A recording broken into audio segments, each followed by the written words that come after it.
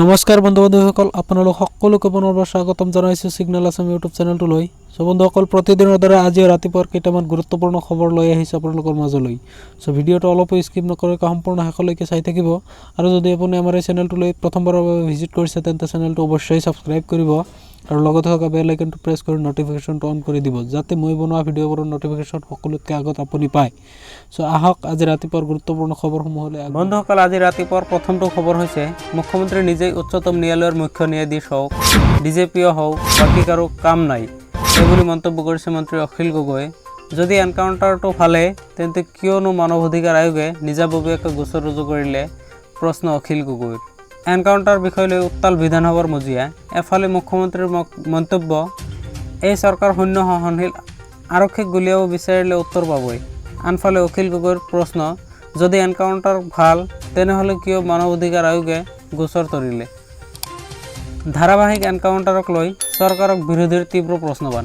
আৰক্ষীয়ে যধে মধে গুলিয়াইছে বুলি সদনত তীব্ৰ ভাষাৰে গৰিহণা কৰে কংগ্ৰেছৰ বিধায়ক শ্বেৰমান আলী। শিৱসাগৰৰ ৰাইজৰ দলৰ বিধায়ক অখিল গগৈয়ে প্ৰশ্নৰ অৱতাৰণা কৰে। ইয়াৰ উত্তৰত মুখ্যমন্ত্ৰী ডক্টৰ হিমন্ত বিশ্ব শৰ্মাই কয় যে এই চৰকাৰৰ শূন্য সহনশীল, মই মোৰ বিভাগ দুৰ্বল কৰিব নোৱাৰোঁ। মই যেতিয়ালৈ এই আসনত থাকিম তেতিয়ালৈকে অসম আৰক্ষীক আক্ৰমণ কৰিলে কোনো ৰক্ষা নাপায়। আইনৰ ভিতৰত থাকি আৰক্ষীয়ে এক্সট্ৰিম পন্থা লওক, কোনো সমালোচনাই আমাক টলাব নোৱাৰে।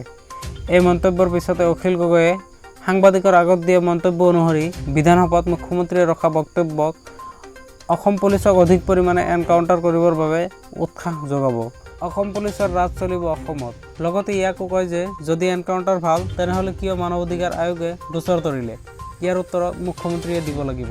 মুখ্যমন্ত্ৰীয়ে নিজে সকলোবিলাক হওক, আন কাৰো কথা শুনাৰ ধৈৰ্য নাই মুখ্যমন্ত্ৰীৰ। মুখ্যমন্ত্ৰীয়ে ন্যায়াধীশ হওক, মুখ্যমন্ত্ৰীয়ে ডিজিপি হওক, অসম স্বৈৰতন্ত্ৰৰ দিশে গৈ আছে বুলি খুব উজাৰে অখিল। বন্ধুসকল, তাৰ পিছৰ খবৰটি হৈছে অসমত সম্পূৰ্ণৰূপে গোমাংস বিক্ৰী বন্ধ হ'ব লাগে, নহ'লে সংঘাত বাঢ়িব। এই দাবী এটা মুছলিম সংগঠনৰ। অসমত সম্পূৰ্ণৰূপে গোমাংস বিক্ৰী বন্ধ হ'ব লাগে, কাৰণ চৰকাৰে গো হত্যাৰ ওপৰত যি নতুন বিধেয়ক উত্থাপন কৰিছে ইয়াৰ জৰিয়তে সমাজত সাম্প্ৰদায়িকতা বৃদ্ধি পাব, যাৰ বাবে অসমত সম্পূৰ্ণৰূপে গো হত্যা বন্ধৰ লগতে গোমাংস বিক্ৰী বন্ধ হ'ব লাগে। এই দাবীৰে কাছাৰ জিলা উপায়ুক্তৰ যোগেদি মুখ্যমন্ত্ৰীৰ উদ্দেশ্যে এখন স্মাৰক পত্ৰ প্ৰদান কৰিলে শিলচৰৰ মথুৰবন্দ ইউথ কাউন্সিল নামৰ এটা মুছলিম সংগঠনে। গো হত্যা ৰোধ কৰাৰ বাবে অসম চৰকাৰে এখন নতুন বিধেয়ক বিধানসভাত উত্থাপন কৰিছে, যি আইন অনুযায়ী কোনো মন্দিৰৰ 5 কিলোমিটাৰৰ ভিতৰত গো হত্যা বা মাংস বিক্ৰী সম্পূৰ্ণৰূপে নিষিদ্ধ। এই বিধেয়কখন সদনত উত্থাপিত হোৱাৰ পিছতে অসমৰ ৰাজনীতি আৰু গৰম হৈ উঠিছে। ইয়াৰ মাজতে বিধেয়কখনৰ সমৰ্থন জনাই অসমত সম্পূৰ্ণৰূপে গোমাংস বিক্ৰী নিষিদ্ধ কৰাৰ দাবী জনালে শিলচৰৰ মথুৰবন্দ ইউথ কাউন্সিল নামৰ এটা মুছলিম সংগঠনে। সংগঠনটোৱে কয় যে গৰুলৈ অসমত ৰাজনীতি নকৰি গোমাংস বিক্ৰী অসমত সম্পূৰ্ণৰূপে নিষিদ্ধ হ'ব লাগে, কাৰণ চৰকাৰে যি নতুন বিল আনিব খুজিছে ইয়াৰ জৰিয়তে সমাজত হিন্দু মুছলমানৰ মাজত আৰু বিভাজনৰ সৃষ্টি হ'ব।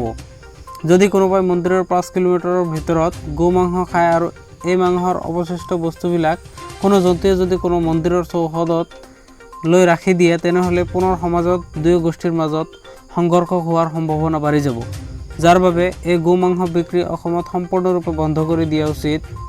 এই দাবীৰে সংগঠনটোৰ কৰ্মকৰ্তাসকলে আজি কাছাৰ জিলা উপায়ুক্তৰ ওচৰত এখন স্মাৰক পত্ৰ প্ৰদান কৰে। লগতে তেওঁলোকে কয় যে গৰুলৈ ৰাজনীতি বন্ধ কৰি মূল্য বৃদ্ধি কেনেকৈ নিয়ন্ত্ৰণ কৰা যায় ইয়াৰ ওপৰত আলোচনা কৰক চৰকাৰে। বন্ধুসকল, তাৰ পিছৰ খবৰটি হৈছে গাহৰি, মাছ ভগৱানৰ অৱতাৰ, এয়া হত্যা কৰাটো অপমান নহয়নে, এইবুলি মন্তব্য কৰিছে সাংসদ আব্দুল খালেকে। বৰপেটাৰ কংগ্ৰেছ সাংসদ আব্দুল খালেকে গো সুৰক্ষা বিধেয়কৰ সাপেক্ষে ক'বলৈ গৈ বিতৰ্কিত মন্তব্য প্ৰদান কৰে। তেওঁ কয় যে গো মাতা হত্যা বন্ধ কৰিব বিচৰা হৈছে, তাত মোৰ কোনো আপত্তি কৰিবলগীয়া একো নাই, কিন্তু হিন্দু ধৰ্মত ভগৱানৰ বৰা অৰ্থাৎ গাহৰিৰ অৱতাৰ আছে, মৎস্য অৰ্থাৎ মাছৰ অৱতাৰ আছে, ভগৱানৰ কুৰ্ম অৱতাৰ আছে। গতিকে ভগৱান অৰ্থাৎ বিষ্ণুৰ এই অৱতাৰসমূহক হত্যা কৰাটো সন্মান নে অসন্মান, সেই বিষয়টো বিতৰ্কৰ প্ৰয়োজনীয়তা আছে। উল্লেখ্য যে চলিত বিধানসভাৰ বাজেট অধিৱেশনত মুখ্যমন্ত্ৰী ডক্টৰ হিমন্ত বিশ্ব শৰ্মাই উত্থাপন কৰিছিল গো সুৰক্ষা বিধেয়ক। ইয়াৰ পিছতেই বিভিন্ন দল সংগঠন জাঙুৰ খাই উঠিছে। এই বিধেয়কত অন্তৰ্ভুক্ত থকা অনুসৰি গোমাংস বিক্ৰী কৰাৰ ক্ষেত্ৰত যথেষ্ট নিয়ম বান্ধি দিছে। এই বিধেয়কৰ বিৰোধিতা কৰিবলৈ গৈ বিতৰ্কিত মন্তব্য কৰিলে সাংসদগৰাকীয়ে। বন্ধুসকল, তাৰ পিছৰ খবৰটি হৈছে মঞ্জিত মহন্ত সহ কেইবাজনো নেতাৰ কংগ্ৰেছত যোগদান। বুধবাৰে কেইবাগৰাকীও নেতাই আনুষ্ঠানিকভাৱে কংগ্ৰেছত যোগদান কৰে গুৱাহাটীৰ ৰাজীৱ ভৱনত। প্ৰদেশ কংগ্ৰেছৰ সভাপতি ৰিপুণ বৰা, উপসভাপতি দীনেশ শৰ্মা, প্ৰাক্তন সাংসদ RP শৰ্মা, ববিতা শৰ্মা, মীৰা বৰঠাকুৰ আৰু অসীমা বৰদলৈৰ উপস্থিতিত অনুষ্ঠিত হয় এই যোগদান কাৰ্যসূচী।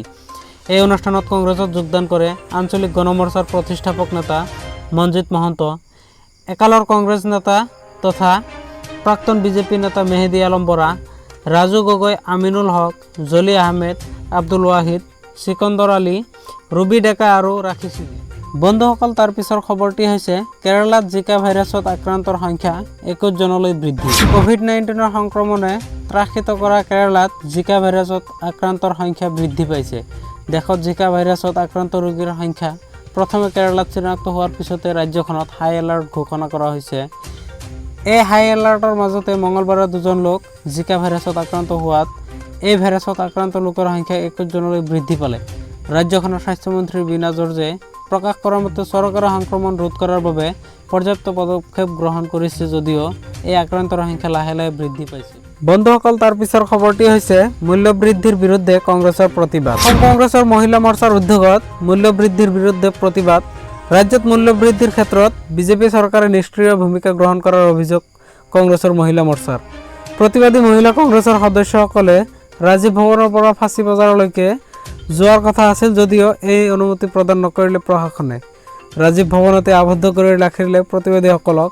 ফলস্বৰূপে ৰাজীৱ ভৱনতে সাব্যস্ত কৰিলে প্ৰতিবাদ। প্ৰতিবাদী কংগ্ৰেছীসকলে শীঘ্ৰে মূল্য বৃদ্ধি ৰোধ কৰিবলৈ দাবী জনাইছে। ৰাজ্যত অত্যাৱশ্যকীয় সামগ্ৰীৰ লগতে ইন্ধনজাতীয় সামগ্ৰীৰ অত্যাধিক মূল্য বৃদ্ধিয়ে জনসাধাৰণক জুৰুলা কৰিছে বুলিও উল্লেখ কৰিছে কংগ্ৰেছৰ মহিলা মৰ্চাৰ সদস্য। বন্ধুসকল, তাৰ পিছৰ খবৰটি হৈছে HSLC আৰু HS-ৰ নম্বৰ মূল্যায়নক লৈ সমস্যা। অভাৱনীয় হাৰত বৃদ্ধি পাইছে ষ্টাৰ ডিষ্টিংশ্যন প্ৰথম বিভাগৰ সংখ্যা। আনকি আটাইকেইটা স্থানপ্ৰাপ্ত ছাত্ৰ ছাত্ৰী যেন বৰপেটাতেই আছে। তেনে এক অৱস্থাৰ সৃষ্টি হৈছে বৰপেটাত। কোভিড পৰিস্থিতিৰ বাবে শিক্ষা বিভাগে অনুষ্ঠিত কৰিব নোৱাৰিলে মেট্ৰিক আৰু উচ্চতৰ মাধ্যমিক পৰীক্ষা।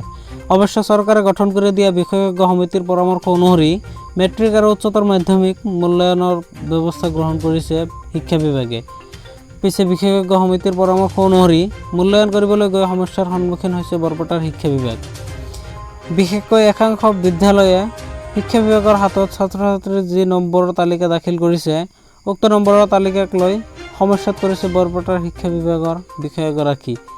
শিক্ষা বিভাগৰ বিষয়াগৰাকীৰ মতে বিদ্যালয়সমূহত অভাৱনীয় হাৰত বৃদ্ধি পাইছে ষ্টাৰ ডিষ্টিংশ্যন আৰু প্ৰথম বিভাগ প্ৰাপ্ত ছাত্ৰ ছাত্ৰীৰ সংখ্যা। আনকি আটাইকেইটা স্থানপ্ৰাপ্ত ছাত্ৰ ছাত্ৰী যেন বৰপেটাতেই আছে। তেনে এক অৱস্থাৰ সৃষ্টি হৈছে বৰপেটাত।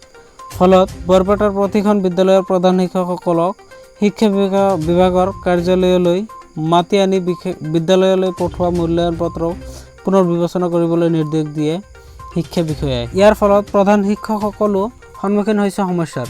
যিহেতু 2019 বৰ্ষৰ 9ম শ্ৰেণীৰ পৰীক্ষা আৰু 10ম শ্ৰেণীৰ প্ৰি মেট্ৰিক টেষ্টৰ নম্বৰৰ আধাৰত ছাত্ৰ ছাত্ৰীসকলৰ মূল্যায়ন কৰা হৈছিল, সেয়েহে শিক্ষা বিষয়া পুনৰ মূল্যায়নৰ বাবে দিয়া নিৰ্দেশক লৈ সমস্যাৰ সন্মুখীন হৈছে প্ৰধান শিক্ষকসকল। প্ৰধান শিক্ষকসকলে জনোৱা মতে 2019 বৰ্ষৰ 9ম শ্ৰেণীৰ বছৰেকীয়া পৰীক্ষা, 10ম শ্ৰেণীৰ প্ৰি টেষ্ট আৰু ইণ্টাৰনেল এছেছমেণ্টৰ জৰিয়তে যি নম্বৰ তালিকা দাখিল কৰা হৈছিল, উক্ত তালিকাখনত থকা ষ্টাৰ ডিষ্টিংশ্যন আৰু প্ৰথম বিভাগৰ সংখ্যা হ্ৰাস কৰিবলৈ বৰপেটাৰ শিক্ষা বিষয়াই প্ৰতিগৰাকী প্ৰধান শিক্ষকক দিয়া নিৰ্দেশক লৈ সমস্যাৰ সন্মুখীন হৈছে প্ৰধান শিক্ষকসকল। আনকি প্ৰধান শিক্ষকসকলে কিহৰ ভিত্তিত ছাত্ৰ ছাত্ৰীৰ মূল্যায়ন কৰিছিল সেই সম্পৰ্কেও মন্তব্য কৰে। অন্যথা ছাত্ৰ ছাত্ৰীৰ ভৱিষ্যতৰ কথা ভাবি পৰীক্ষা অনুষ্ঠিত কৰাৰহে দাবী তোলে। বন্ধুসকল, তাৰ পিছৰ খবৰটি হৈছে প্ৰশান্ত কিশোৰৰ যাদুৱে কিদৰে সহায় কৰিব কংগ্ৰেছক। ৰাহুল গান্ধীৰ অন্তিম ভৰসা এইবাৰ PK। কংগ্ৰেছে এই সময়ত তেওঁলোকৰ হেৰুওৱা গৌৰৱ পুনৰুদ্ধাৰ কৰিবলৈ বিভিন্ন কৰ্মপন্থা হাতত লৈছে। কাষ চাপিছে নিৰ্বাচনী ৰণকৌশল প্ৰস্তুতকৰ্তা প্ৰশান্ত কিশোৰৰো। 2017 চনৰ উত্তৰ প্ৰদেশৰ নিৰ্বাচনী বিপৰ্যয়ৰ পিছত এই প্ৰশান্ত কিশোৰকে কাঠগড়াত উঠাইছিল একাংশ কংগ্ৰেছ নেতাই। কিন্তু এতিয়া কংগ্ৰেছৰ ইমানে বেয়া অৱস্থা যে সকলো পুৰণি তিক্ততাপূৰ্ণ অভিজ্ঞতা পাহৰি কাষ চাপিছে প্ৰশান্ত কিশোৰৰে। প্ৰথমে ভবা হৈছিল যে মঙলবাৰে ৰাহুল, প্ৰিয়ংকা, সোনিয়া আৰু প্ৰশান্ত কিশোৰৰ মাজত হোৱা বৈঠকৰ মূল কাৰ্যসূচী আছিল উত্তৰ প্ৰদেশ আৰু পাঞ্জাৱ নিৰ্বাচনত কংগ্ৰেছৰ ৰণনীতি নিৰ্ধাৰণ কৰা। কিন্তু পিছত জানিব পৰা যায় যে অনুষ্ঠিত বৈঠকৰ প্ৰধান বিষয় আছিল 2024 চনৰ লোকসভা নিৰ্বাচন। 2024 চনৰ লোকসভা নিৰ্বাচনৰ বাবে বিজেপি বিৰোধী মিত্ৰতাৰ ৰূপৰেখা কি হ'ব আৰু সেই মিত্ৰতাত কংগ্ৰেছে কি ভূমিকা পালন কৰিব, সেয়া আছিল PK আৰু গান্ধীৰ মাজত হোৱা বৈঠকৰ মূল বিষয়। কেৱল সেয়াই নহয়, সোনিয়া প্ৰিয়ংকায়ো বৈঠকত প্ৰশান্ত কিশোৰৰ পৰা সেই পৰামৰ্শ বিচাৰিছিল। 23 জন ক্ষুব্ধ কংগ্ৰেছ নেতাই পূৰ্বতে সোনিয়া গান্ধীলৈ লিখা এখন পত্ৰত দাখিল কৰিছিল যে সংগঠন শক্তিশালী নোহোৱা পৰ্যন্ত কংগ্ৰেছে ক্ষমতালৈ ঘূৰি অহাটো অসম্ভৱ। ৰাজনৈতিক পৰ্যবেক্ষকসকলৰ মতে কংগ্ৰেছে সময়ৰ সৈতে খোজ মিলোৱাত ব্যৰ্থ হৈছে। বিশেষকৈ ছ'চিয়েল মিডিয়াত বিজেপিৰ আছে এটা শক্তিশালী কোষ, যিয়ে ৰাষ্ট্ৰীয় আৰু ৰাজ্যিক পৰ্যায়ত নৰেন্দ্ৰ মোদী আৰু বিজেপিৰ পক্ষত বতাহ তীব্ৰতৰ কৰি কংগ্ৰেছৰ জনসমৰ্থন হ্ৰাস কৰাৰ মুখ্য ভূমিকা পালন কৰি আহিছে। আনহাতে যেতিয়া কংগ্ৰেছ নেতৃত্বই ছ'চিয়েল মিডিয়াৰ গুৰুত্ব বুজি পাইছিল, তেতিয়ালৈ বহু পলম হৈ গৈছিল। বহু ক্ষেত্ৰত এনে লাগিছিল যে কংগ্ৰেছৰ নেতাসকলে কোনটো ইচ্ছুক হাথিয়াৰ হিচাপে লৈ বিজেপিক আক্ৰমণ কৰিব, সেইলৈ স্থিতি স্পষ্ট নাছিল। জিতেন প্ৰসাদ আৰু জ্যোতিৰাদিত্য সিন্ধিয়াৰ দৰে যুৱ নেতাৰ দলটোৱেও বিভিন্ন ৰাজনৈতিক কংগ্ৰেছক বিপৰ্যয়ৰ মাজলৈ ঠেলি দিছিল। আৰু এনে সময়তে কংগ্ৰেছৰ নেতৃত্বৰ সৈতে প্ৰশান্ত কিশোৰৰ হোৱা বৈঠকে দেশজুৰি ব্যাপক চৰ্চা লাভ কৰিছে। ইফালে প্ৰশান্ত কিশোৰৰ ঘনিষ্ঠ মহলৰ পৰা জানিব পৰা মতে কংগ্ৰেছক লৈ PKৰ মনোভাৱ বিশেষ ইতিবাচক নহয়। বন্ধুসকল, আজি ৰাতিপুৱাৰ আন এটা বিশেষ গুৰুত্বপূৰ্ণ খবৰ হৈছে সুৰাৰ হোম ডেলিভাৰীত কেবিনেটৰ অনুমোদন। গুৱাহাটী পৌৰ নিগম এলেকাত সুৰাৰ হোম ডেলিভাৰী দিয়াৰ সিদ্ধান্ত গ্ৰহণ কৰিছে আজিৰ কেবিনেটে।